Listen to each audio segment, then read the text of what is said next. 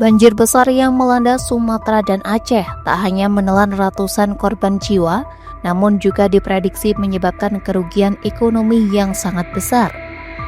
Direktur Eksekutif Selyos Bima Yudhistira memperkirakan total kerugian ekonomi akibat banjir di Pulau Sumatera mencapai 6,28 triliun rupiah dan 68,67 triliun rupiah untuk total kerugian secara nasional. Bima merinci kerugian tersebut meliputi kerusakan rumah warga, hilangnya pendapatan rumah tangga, rusaknya infrastruktur jalan dan jembatan, serta hilangnya produksi pertanian akibat banjir dan longsor. Secara spesifik, Bima menjelaskan Aceh diperkirakan merugi senilai 2,2 triliun rupiah, Sumatera Utara 2,07 triliun rupiah, dan Sumatera Barat 2,01 triliun rupiah.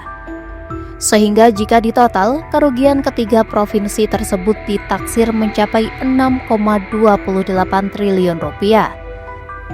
Melalui analisis dampak kerugian ekonomi bencana banjir Sumatera menggunakan data per 30 November 2025, perkiraan kerugian ekonomi banjir Sumatera dihitung dengan 5 komponen. Kerugian pertama adalah dari segi perumahan terdampak yang ditaksir mencapai 30 juta rupiah per rumah. Kemudian kerugian jembatan dengan masing-masing biaya pembangunan kembali senilai 1 miliar rupiah. Selain itu, kerugian juga dialami pada aspek pendapatan keluarga, sesuai dengan pendapatan rata-rata harian masing-masing provinsi yang dikali dengan 20 hari kerja. Sementara itu, kerugian lahan sawah dan kehilangan mencapai Rp6.500 per kilogram dengan asumsi per hektar menghasilkan 7 ton. Terakhir, kerugian dihitung untuk perbaikan jalan per 1.000 meter yang mencapai 100 juta rupiah. Hasil analisis menunjukkan alih fungsi lahan khususnya deforestasi sawit dan pertambangan menjadi faktor utama pemicu besarnya dampak ekologis yang sangat merugikan negara. Dampak kerugian ini tidak sebanding dengan sumbangan dari tambang dan sawit bagi Provinsi Aceh.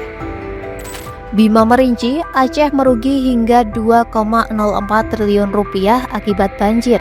Kerugian tersebut lebih besar dibandingkan PNBP Tambang Aceh senilai 929 miliar rupiah per 31 Agustus 2025.